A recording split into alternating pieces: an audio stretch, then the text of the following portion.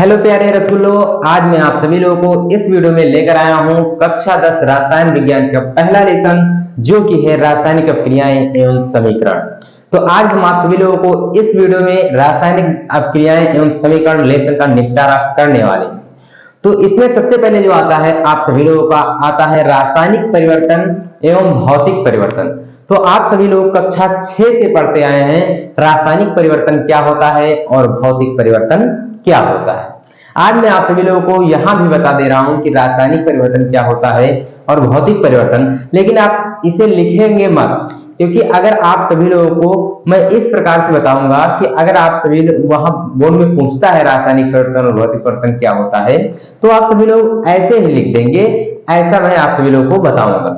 देखिए, रासायनिक परिवर्तन क्या होता है, आप सभी लोगों ने सीखा है कि जब पदार्थ एक अवस्था से दूसरे अवस्था में जाए किंतु दूसरे अवस्था से पहले अवस्था में ना आ पाए, जैसे या ये आप इस प्रकार कहते हैं कि एक समूह से दूसरे समूह में जाए किंतु दूसरे समूह में पहले समूह में ना आ पाए, तो इसे क्या कहेंगे? इस परिवर्तन को रासायनिक परिवर्तन कहेंगे। कैसे? उदाहरण देखते हैं। तो जब आप कागज में आग लगाते हैं तो कागज जल जाता है और कागज किसमें परिवर्तित हो जाता है? राख में परिवर्तित हो जाता है। किसमें परिवर्तित हो जाता है? राख में परिवर्तित हो जाता है। तो इसे हम क्या कहेंगे? रासायनिक परिवर्तन कहेंगे। और एग्जाम्पल देखते हैं। तो दूध से दही का बनना। आप जब दूध को दही में परिवर्तित कर देते हैं तो क्या फिर दही से दूध में ला सकते हैं? उसे नहीं ला सकते हैं। तो मैंने डेफिनेशन क्या बताया बहुत रासायनिक परिवर्तन का, कि जब पदार्थ का एक समूह किसी दूसरे समूह में परिवर्तित हो जाए और फिर दूसरे समूह से पहले समूह में परिवर्तित ना हो सके, तो ऐसे परिवर्तन को हम क्या कहेंगे? भौतिक रासायनिक परिवर्तन कहेंगे। एग्जाम्पल भी मैंने बता दिया, डेफिनेशन भी मैंने बता दिया। यानी क्या है? कुछ नहीं है, एक समूह से दूसरे समूह में जाए और दूसरे समूह से पहले समूह में ना आ पाए, तो उसे हम क्या कहेंगे? रासायनिक परिवर्तन कहेंगे। अब दूसरा देखिए, भौतिक परिवर्तन।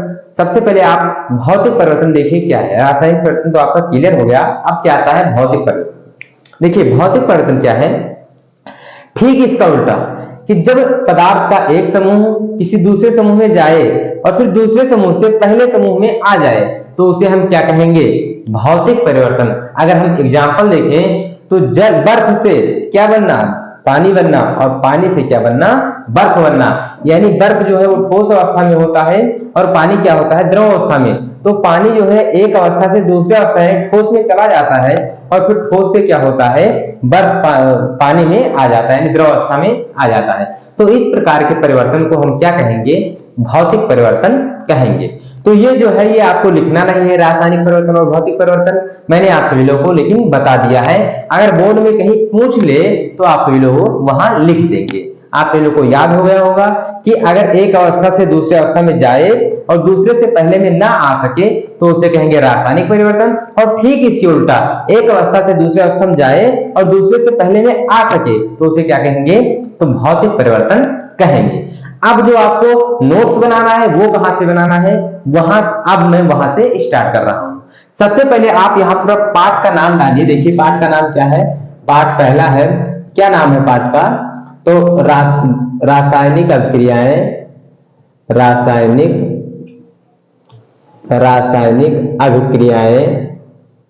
अभिक्रियाएं एवं समीकरण। ये क्या है? पाठ का नाम है, अभिक्रियाएं एवं समीकरण समीकरणे। ये क्या है? पाठ का नाम। पहले पाठ का आपने कक्षा 10 के विज्ञान के पहले पाठ का नाम क्या है? रासायनिक अभिक्रियाएं एवं समीकरण। अब देखिए यहाँ पर सबसे पहले आपको हेडिंग करना है। क्या करना है? हेडिंग रासायनिक अभिक्रियाएं, रासायनिक अभिक्रियाएं,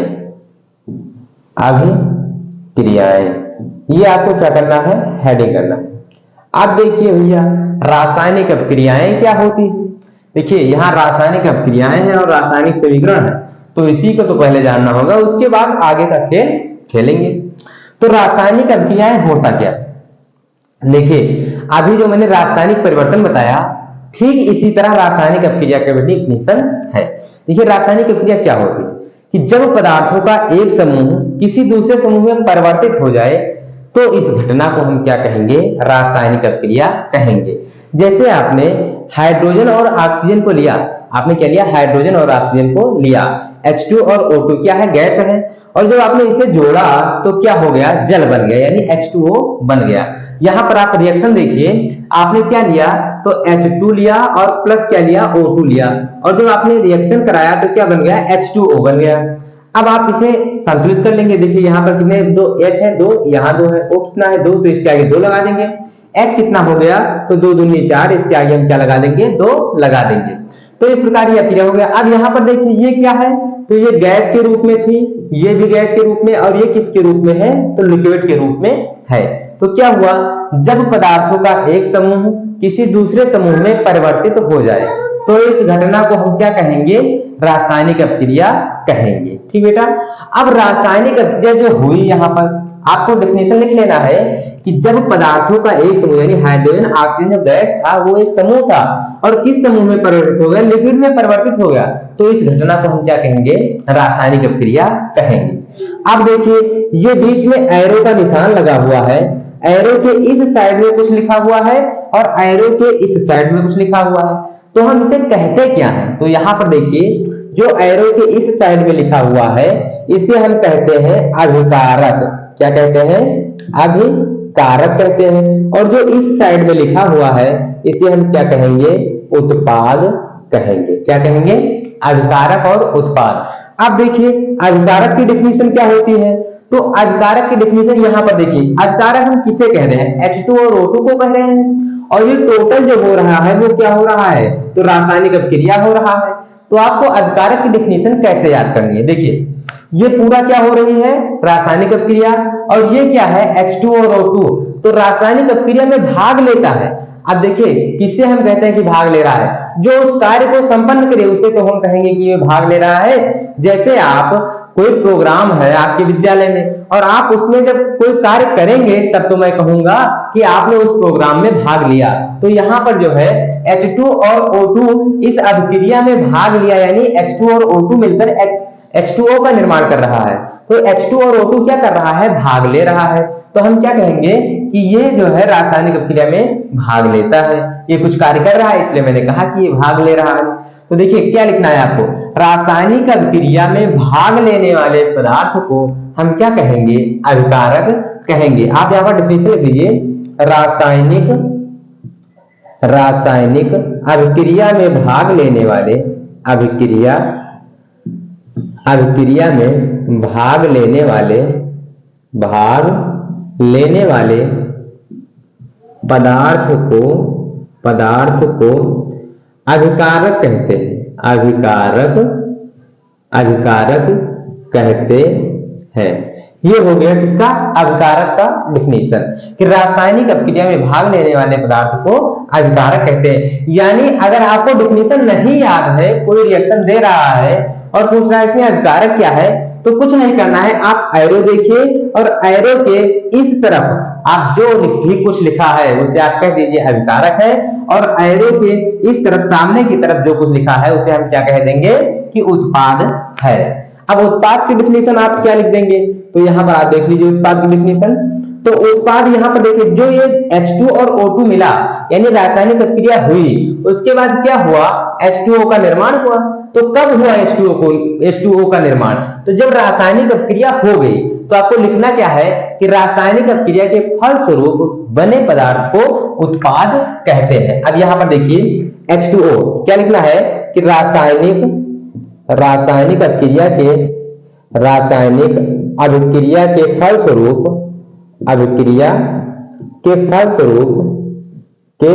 फलस्वरूप बने पदार्थ को हम क्या कहेंगे, फलस्वरूप बने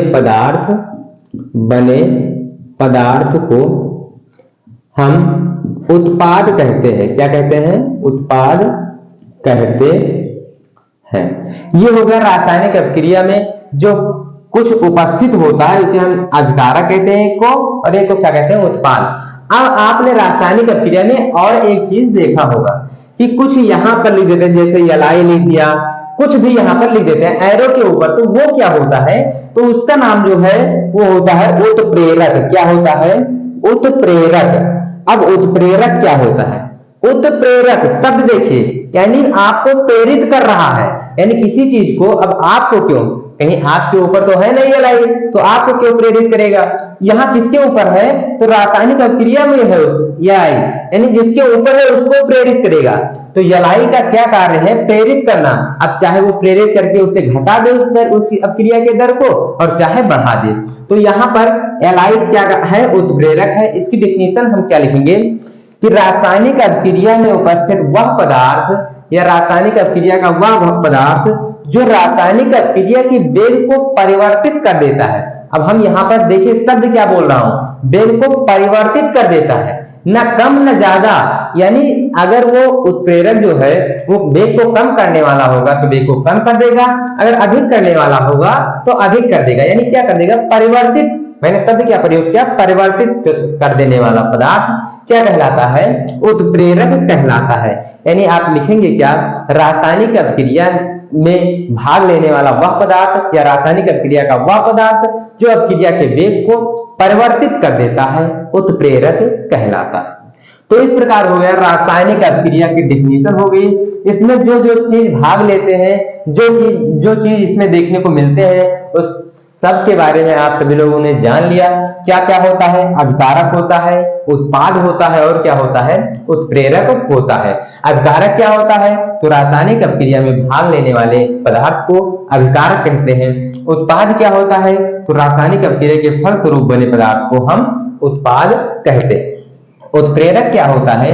तो रासायनिक अभिक्रिया का वह पदार्थ जो रासायनिक अभिक्रिया के वेग को परिवर्तित कर देता है, उत्प्रेरक कहलाता है।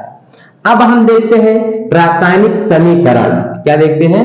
रासायनिक समीकरण। इसे सबसे पहले रेज कर देते हैं। अब हम क्या देखेंगे? रासायनिक समीकरण।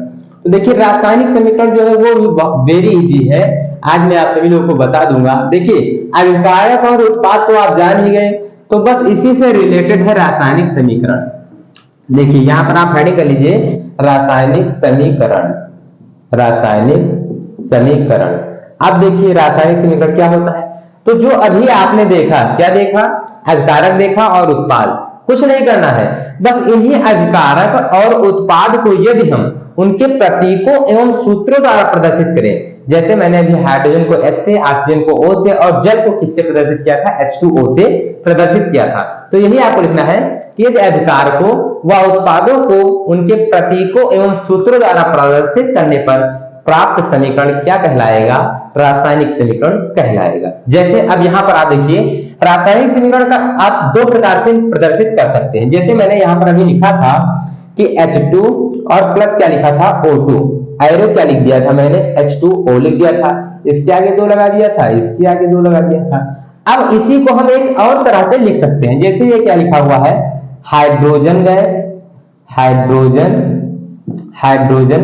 गैस, और फिर क्या लिखा हुआ है? प्लस ऑक्सीजन गैस लिखा हुआ है, ऑक्सीजन गैस लिखा हुआ है। उसके बाद फिर एरो लगा हुआ है, ये क्या लिखा हुआ है? जल लिखा हुआ है। अब इसी को मैंने इस तरह लिख दिया, तो जो इस तरह लिखेंगे उसे हम कहेंगे शब्द समीकरण। क्या कहेंगे? शब्द समीकरण। क्योंकि ये शब्द के रूप में लिखा हुआ है, इसलिए हम इसे क्या कहेंगे? शब्द समीकरण कहेंगे। और इसे क्या कहेंगे? तो इसे हम कहेंगे रासायनिक समीकरण, इसे हम कहेंगे। अब हम इसे क्यों रासायनिक समीकरण कहेंगे? क्योंकि मैंने अभी आप सभी लोगों को डेफिनेशन बताया कि ये क्या है? अभिकारक, ये क्या है? उत्पाद। तो अभिकारकों व उत्पादों को उनके प्रतीकों एवं सूत्रों द्वारा प्रदर्शित कर, जैसे मैंने यहाँ पर देखिए हाइड्रोजन को उनके प्रतीक और ऑक्सीजन को उनके प्रतीक और जल को उनके सूत्र द्वारा प्रदर्शित कर दिया।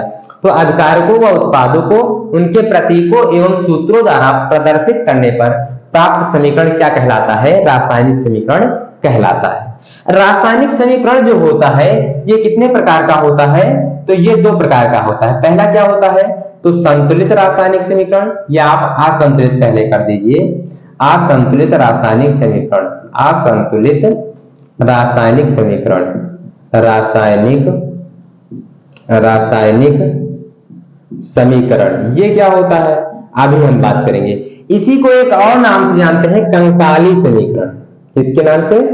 कंकाली समीकरण, कंकाली समीकरण। ठीक बेटा। अब यहाँ पर देखिए दूसरा क्या होता है, ये पहला हो गया, और दूसरा क्या होता है, तो संतुलित रासायनिक समीकरण दूसरा होता है। संतुलित रासायनिक समीकरण ये कौन सा होता है, तो दूसरा ये होता है। ठीक बेटा, अब आप देखिए असंतुलित रासायनिक शब्द से आप क्लियर करिए, प्रत्येक डेफिनेशन को आपको शब्द से क्लियर करना है। ये क्या है, असंतुलित। असंतुलित शब्द का आप सभी लोग अर्थ जानते हैं कि बराबर नहीं है, और संतुलित का क्या होता है, बराबर है। तो इसी शब्द से आपको डेफिनेशन, अब क्या बराबर हो सकता है भाई, यहाँ पर देखिए रासायनिक समीकरण में क्या बराबर हो सकता है, तो जो अभिकारक है और उत्पाद है इसी को हम बराबर कर सकते हैं, और तो कुछ बराबर नहीं कर सकते। किसमें और कुछ होता है, कुछ नहीं होता, केवल अभिकारक होता है, उत्पाद होता है। तो हम अभिकारक और उत्पाद को ही तो संतुलित करेंगे। तो जिस रासायनिक समीकरण में ये संतुलित होगा, बराबर होगा, उसे हम कहेंगे संतुलित रासायनिक समीकरण, और जिसमें बराबर नहीं होगा उसे हम क्या कहेंगे, असंतुलित रासायनिक समीकरण या कंकाली समीकरण कहेंगे। तो डेफिनेशन आप कैसे लिखेंगे, जैसे यहाँ पर अभी देख लीजिए आप, अभी मैं इसे हटा देता हूं, तो अब ये देखिए यहाँ पर क्या है, यहाँ 2H है, यहाँ 2H है, यहाँ 2O है, यहाँ क्या है, 1O है। तो क्या ये बराबर है, नहीं बराबर है। तो ये किसका उदाहरण हो गया, असंतुलित रासायनिक समीकरण का। अभी हम इसे बराबर कर दे तो वो क्या हो जाएगा, संतुलित रासायनिक समीकरण का उदाहरण हो जाएगा। अब यहाँ पर देखिए आपको लिखना क्या है, ये देखिए हाइड्रोजन है, ये क्या है, ऑक्सीजन, ये क्या है, H2O जल का सूत्र। तो आपको लिखना क्या है कि अभिकारकों व उत्पादों में उपस्थित तत्वों के परमाणुओं की संख्या, जैसे ये तत्व है, हाइड्रोजन क्या है, तत्व है, तो इसमें हाइड्रोजन जो है वो परमाणु है, H2 क्या है, तत्व है। तो तत्वों के परमाणुओं की संख्या, इसमें जो हाइड्रोजन तत्व है, H2 तत्व है, उसमें हाइड्रोजन के कितने परमाणु इस तरफ है, तो इस तरफ 2 परमाणु है, इस तरफ 2 परमाणु है, इस तरफ O के कितने, 2 परमाणु है, इस तरफ कितने हैं, 1 परमाणु है। तो आपको लिखना क्या है कि रासायनिक समीकरण में उपस्थित अभिकारकों व उत्पादों में उपस्थित तत्वों के परमाणुओं की संख्या यदि बराबर नहीं है तो उसे हम क्या कहेंगे, असंतुलित या कंकाली समीकरण कहेंगे। एग्जाम्पल देखिए यहाँ पर लिखा हुआ है, ये अभी संतुलित नहीं है, जब हम इसे संतुलित कर देंगे तो संतुलित समीकरण का उदाहरण हो जाएगा। अभी ये क्या है, असंतुलित रासायनिक समीकरण या कंकाली समीकरण लिखा हुआ है। इसमें क्या है, तो हाइड्रोजन और ऑक्सीजन में उपस्थित तत्वों के परमाणु की संख्या बराबर नहीं है। अब चलिए यहाँ पर हम देखते हैं संतुलित रासायनिक समीकरण क्या होता है। ठीक इसका उल्टा आप कर दीजिए कि वह रासायनिक समीकरण जिसमें अभिकारकों व उत्पादों में उपस्थित तत्वों के परमाणुओं की संख्या बराबर होती है, संतुलित रासायनिक समीकरण कहलाता है। उदाहरण अगर आप देखें यहाँ पर, तो आपको कुछ नहीं करना है, बस इसी को आपको संतुलित कर देना है। देखिए यहाँ पर आप 2 लगा दीजिए, यहाँ पर 2 लगा दीजिए, आपका रासायनिक समीकरण संतुलित हो गया। अब देखिए क्या आता है, रासायनिक समीकरण को संतुलित करने की विधि। संतुलित कैसे किया जाता है, जैसे मैंने तो यहाँ पर कर दिया, लेकिन आपको कैसे संतुलित करना है, आप कैसे समझेंगे कि हाँ सर ये संतुलित हो जाएगा। कुछ नहीं करना है, मैं आप सभी लोगों को यहाँ पर एग्जाम्पल के तौर पर, आपको नियम नहीं लिखाऊंगा, केवल क्या करूंगा, एग्जाम्पल से आप सभी लोगों को अभ्यास करा दूंगा और आप सभी लोग संतुलित करने लगे। देखिए यहाँ पर पहला मैं ले रहा हूँ एग्जाम्पल, जैसे मैंने ले लिया KOH ले लिया, और फिर मैंने क्या ले लिया, MgSO4 ले लिया, MgSO4। अब आप यहाँ पर इस अभिक्रिया भी मैं कर दे रहा हूं क्योंकि आपको अभी परेशानी होगी। अभी आपको क्या सीखना है, केवल और केवल फोकस करना है संतुलित करने पर। आपको अभिक्रिया भी नहीं सीखना है, कुछ नहीं करना है, केवल क्या सीखना है, संतुलित करना। संतुलित करना अगर आप सीख गए तो धीरे धीरे मैं आप सभी लोगों को सूत्र बनाना, अभिक्रिया करना, सारा कुछ बता दूंगा। लेकिन सबसे पहले आपको क्या सीखना है, संतुलित करना सीखना है। अब यहाँ पर देखिए KSO4 के साथ जुड़कर K2SO4 बना लेगा, और Mg जो है वो OH के साथ जुड़कर MgOH का होल ट्वाइस बना लेगा, MgOH का होल ट्वाइस बना लेगा। अब यहाँ पर आपको क्या करना है, संतुलित करना है। यहाँ पर देखिए K कितना है, 2 है। मैंने क्या कहा है संतुलित रासायनिक समीकरण का डेफिनेशन, जितना इधर है उतना ही इधर होना चाहिए। आप सभी लोग जब तराजू कुछ लेकर जाते हैं जब दुकान पर, फरेही के दुकान पर, तो क्या होता है, जितना गेहूं आपका इस तरफ होता है उतना ही इस तरफ होता है, तब आप कहते हैं हाँ ये संतुलित है यानी बराबर है, आप इसे आप पलट दीजिए। तो उसी तरह आपको भी यहाँ करना है। ये मान लीजिए तराजू की डांडी है जिसे आप पकड़ते हैं दुकानदार, और ये मान लीजिए आपका चावल है, और ये मान लीजिए दुकानदार का बाट रखा हुआ है, तो आप बराबर कर दीजिए। तो यहाँ पर देखिए क्या रखा हुआ है, 2 है, तो यहाँ पर भी आपको 2 लगा देना है। अब OH कितना हो गया 2, तो OH कितना है 2। अब SO4 यहाँ 1 है, SO4 1 है, Mg 1 है, Mg 1 है, आपका संतुलित हो गया। इस प्रकार आपका ये जो पहला रिएक्शन था वो क्या हो गया, संतुलित हो गया। क्या करना था, यहाँ पर मैंने K देखा कितना है 2, तो इसके आगे लगा दिया 2। अब OH हो गया था इस तरफ 2, तो OH इस तरफ भी हो गया। अब देखिए यहाँ पर ये जो ब्रैकेट क्यों लगता है, ब्रैकेट ये है जो वो क्यों लगता है, जैसे यहाँ पर देखिए मैंने अभी आगे बताऊंगा कि ब्रैकेट नहीं लगाया। ये देखिए K पर जो मैंने 2 लगाया तो यहाँ पर ब्रैकेट नहीं लगाया, यहाँ पर मैंने ब्रैकेट लगा दिया। ये क्या है, अब देखिए यहाँ पर ये क्यों ब्रैकेट लगता है। देखिए ये ऑक्सीजन है और ये क्या है, हाइड्रोजन है। तो जहां पर आपको 2 या 3 लगाना होगा, कुछ लगाना होगा, अगर 2 परमाणु है, जैसे यहाँ पर ऑक्सीजन और हाइड्रोजन कितने परमाणु थे, 2 परमाणु थे, तो अगर 2 परमाणु है तो वहां पर आपको ब्रैकेट लगाना होगा, ठीक बेटा। और अगर एक परमाणु है, जैसे यहाँ पर पोटेशियम लिखा है, तो ये पोटेशियम एक परमाणु है, तो यहाँ पर आपको ब्रैकेट नहीं लगाना। समझ में आया, ब्रैकेट कहाँ लगाना है, जहां पर 2 परमाणु होगा साथ में वहां आप क्या लगाएंगे, ब्रैकेट लगाएंगे, और जहां पर 2 परमाणु नहीं होगा वहां आप ब्रैकेट नहीं लगाएंगे। तो इसलिए मैंने यहाँ पर लगाया ब्रैकेट, क्योंकि यहाँ पर हाइड्रोजन और ऑक्सीजन दोनों परमाणु थे। अब देखिए दूसरा रिएक्शन में दे रहा हूं MgCl2 और प्लस AlOH का होल थ्राइस, AlOH का होल थ्राइस। यहाँ पर देखिए थ्राइस मैंने क्यों लगा दिया, Al पर +3 चार्ज, OH पर -1 चार्ज। सूत्र मैंने बताया है आप लोगों को, तभी बन सकता है चार्ज पूरा क्या हो, बराबर हो। तो इसको 3 से गुणा करना पड़ा, इसलिए यहाँ पर नीचे 3 लगाना। ब्रैकेट क्यों लगाना पड़ा, तो मैंने अभी बताया कि यहाँ पर 2 परमाणु है, इसलिए ब्रैकेट लगाना पड़ा। अब देखिए ये MgOH के साथ जुड़कर क्या बना लेगा, MgOH का होल ट्वाइस बना लेगा। उसके बाद फिर आप यहाँ पर देखिए होल ट्वाइस, और फिर Al जो है Cl के साथ जुड़कर क्या बना लेगा, तो AlCl3 बना लेगा। अब आपको संतुलित करना है, यहां आनंद आएगा आप सभी लोगों को संतुलित करने में। देखिए OH यहाँ पर क्या है 2 है, और यहाँ पर क्या है 3 है।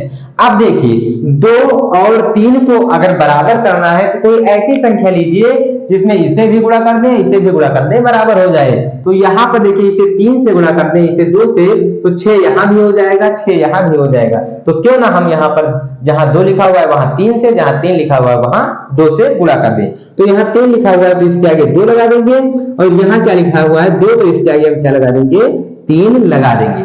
अब Cl देखते हैं, देखिए Al यहाँ 2 हो गया, तो इसके आगे हम क्या लगा देंगे, 2 लगा देंगे। Cl कितना हो गया, तो 3 दूनी 6 हो गया, तो इसके आगे हम क्या लगा देंगे, 3 लगा देंगे। आपका अभिक्रिया जो है वो संतुलित हो गया। देखिए 3Mg यहाँ है और 3Mg यहाँ है, 2 OH यहाँ है, तो 2 और 3 जो ये लिखा होगा, ये सामने जो लिखा होता है ये इस दोनों में गुणा होगा, तो यहाँ भी गुणा होगा, यहाँ भी, तो 3 दूनी 6 OH हो गया, तो 2 3 6 OH हो गया, 2 Al है, 2 OL है, 2 3 6 Cl है, 3 दूनी 6 Cl है। इस प्रकार आपका रासायनिक अभिक्रिया संतुलित हो गया, रासायनिक समीकरण जो था वो क्या हो गया, संतुलित हो गया।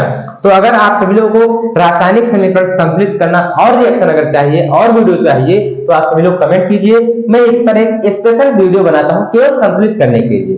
अब हम आप सभी लोगों को इस वीडियो में आगे बढ़ते हैं नए टॉपिक पर, जो कि है रासायनिक अभिक्रिया के प्रकार। तो सबसे पहले यहाँ पर हम इसे रेज कर देते हैं। अब देखिए क्या है आपका रासायनिक अभिक्रिया के प्रकार।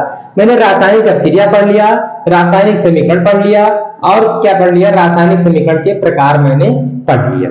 अब क्या आपको पढ़ना है, अब जो पढ़ना है वो है रासायनिक अभिक्रिया के प्रकार। चलिए देखते हैं रासायनिक अभिक्रिया के प्रकार क्या है। यहाँ पर हेडिंग कर लीजिए रासायनिक अभिक्रिया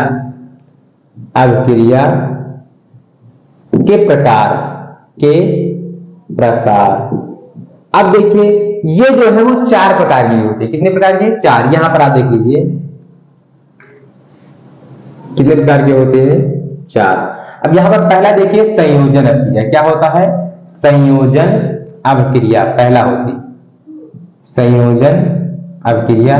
दूसरा क्या होती है, दूसरा जो होते हैं वो वियोजन अभिक्रिया होते हैं। क्या होते हैं, वियोजन अभिक्रिया। तीसरा क्या होती है, तीसरा जो होती है वो विस्थापन अभिक्रिया होती है, विस्थापन अभिक्रिया। उसके बाद जो आता है तो द्विविस्थापन अभिक्रिया आता है द्विविस्थापन अभिक्रिया। ये जो आता है, ये कितने प्रकार के होते हैं? 4 प्रकार के। अब देखिए यहाँ पर ये संयोजन अभिक्रिया जो होती है वो 2 प्रकार की होती है, जिससे पहला है ऊष्माक्षेपी अभिक्रिया, ऊष्माक्षेपी अभिक्रिया, और उसके बाद फिर क्या है? अभिक्रिया। और दूसरा क्या है? तो ऊष्माशोषी अभिक्रिया है, ऊष्माशोषी अभिक्रिया। ये हो गया पहले। संयोजन अभिक्रिया जो है वो कितने प्रकार की है? 2 प्रकार की। अब इसी प्रकार वियोजन अभिक्रिया जो है वो 3 प्रकार की है। 3 प्रकार की कौन कौन सी है? तो पहला जो है वो है ऊष्मीय वियोजन अभिक्रिया। ऊष्मीय वियोजन अभिक्रिया, ये पहला है, ऊष्मीय वियोजन अभिक्रिया। ये कौन सी है? पहले। दूसरा क्या है? तो विद्युत वियोजन अभिक्रिया। विद्युत वियोजन अभिक्रिया। अब कोई दिक्कत नहीं है, ये जो शरीर है वो इधर उधर हो सकता है। हाँ, हम जानते हैं ये तीसरा है। दूसरा क्या है? विद्युत वियोजन नहीं है। दूसरा जो है वो ऊष्मीय के बाद प्रकाशीय वियोजन है। लेकिन कोई शरीर इधर उधर हो जाते हैं तो उससे कोई दिक्कत नहीं है। अब यहाँ पर आप लिख लीजिए क्या? प्रकाशीय वियोजन अभिक्रिया। प्रकाशीय वियोजन अभिक्रिया। ठीक बेटा, ये हो गया प्रकार। रासायनिक अभिक्रिया कितने प्रकार के होते हैं? 4 प्रकार के। संयोजन, वियोजन, विस्थापन, द्विविस्थापन अभिक्रिया। अब संयोजन अभिक्रिया जो होती है 2 प्रकार की। पहला ऊष्माक्षेपी अभिक्रिया, दूसरा ऊष्माशोषी अभिक्रिया। वियोजन अभिक्रिया जो होती है वो 3 प्रकार की होती है। पहला जो होती है ऊष्मीय वियोजन अभिक्रिया, दूसरा विद्युत वियोजन अभिक्रिया, तीसरा क्या होती है? प्रकाशीय वियोजन अभिक्रिया। अब हम एक एक अभिक्रिया के ऑपरेशन करने वाले हैं। चलिए अब हम यहाँ पर सबसे पहले देखिए संयोजन शब्द। देखिए संयोजन या योगात्मक, इस अभिक्रिया के कितने नाम? 3 नाम। क्या है? संयोजन, योगात्मक, संकलन। क्या होता है? संयोजन, योगात्मक और संकलन अभिक्रिया। 3 नाम से इस अभिक्रिया को हम जानते हैं। जैसे आपका नाम है रमेश, गणेश, दिनेश, 3 नाम से आप बुलाए जाते हैं। इसी प्रकार यह अभिक्रिया जो है वो 3 नाम से बुलाई जाती है। संयोजन अभिक्रिया, संकलन अभिक्रिया और क्या? योगात्मक अभिक्रिया बुलाई जाती है। तो संयोजन शब्द देखिए, संयोजन या योगात्मक। योग शब्द आप सभी लोगों ने मैथ में सुना होगा। योग में क्या होता है? जोड़ देना। क्या होता है? जोड़ देना। यानी इस अभिक्रिया में क्या होगा कि 2 अभिकारक जुड़ेंगे और केवल एक उत्पाद का निर्माण करेंगे। क्या होगा? 2 अभिकारक जो है वो जुड़ेंगे और केवल क्या करेंगे? एक उत्पाद का निर्माण करेंगे। तो उसे हम क्या कहेंगे? संयोजन अभिक्रिया। जैसे आप यहाँ पर देखिए सामान्य उदाहरण, तो जैसे A और प्लस B जुड़े और क्या बना दे? C, केवल एक उत्पाद बनाए तो उसे हम क्या कहेंगे?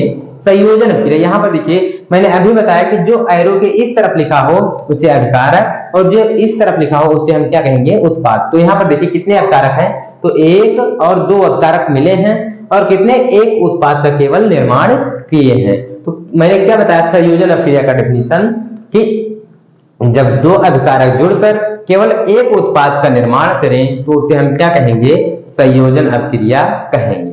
अब देखिए संयोजन अभिक्रिया 2 प्रकार की होती है। एक क्या होती है? ऊष्माक्षेपी अभिक्रिया, एक क्या होती है? ऊष्माशोषी अभिक्रिया।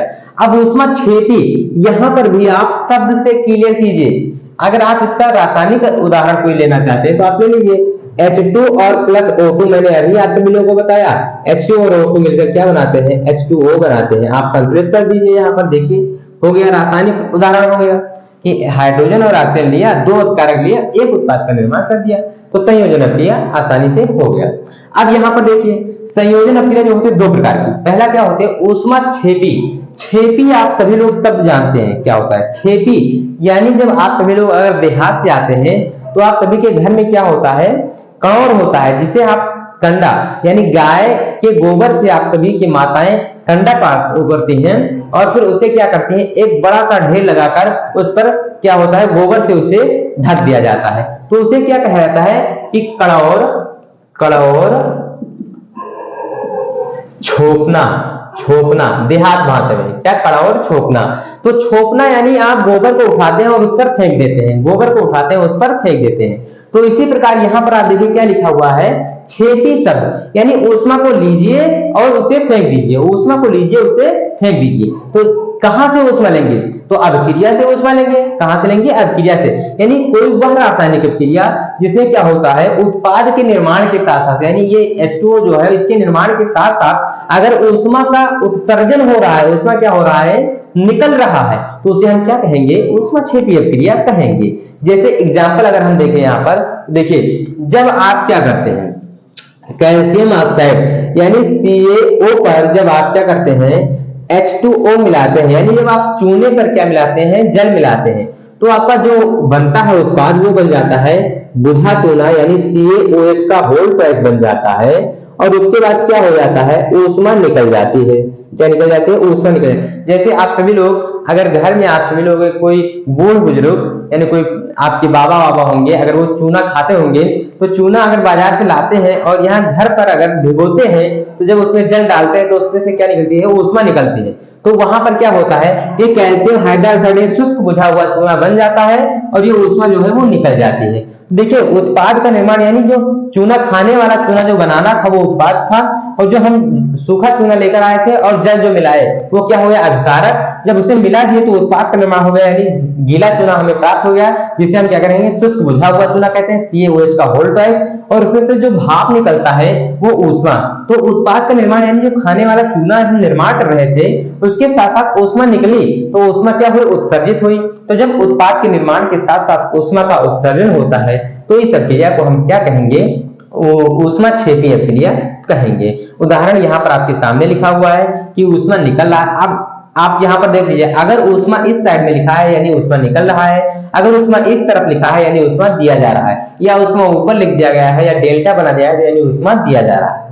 अब देखिए ऊष्मा शोषी ठीक इसका उल्टा, शोषी में क्या होता है, जैसे आप क्या करते हैं, आपके कपड़े पर जैसे कोई तेल गिर जाए, कोई पानी गिर जाता है और वो पानी जो है, वो कपड़ा जो है उस पानी को सोख लेता है। तो आपने क्या कहा कि कपड़ा ने इस पानी को सोख लिया, सोख यानी ग्रहण कर लिया, यानी अपने अंदर समा लिया।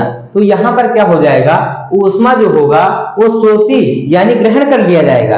तो यहाँ पर आप डिफिनेशन लिख सकते हैं कि वह रासायनिक अभिक्रिया या वह संयोजन अभिक्रिया जिसमें उत्पाद के निर्माण के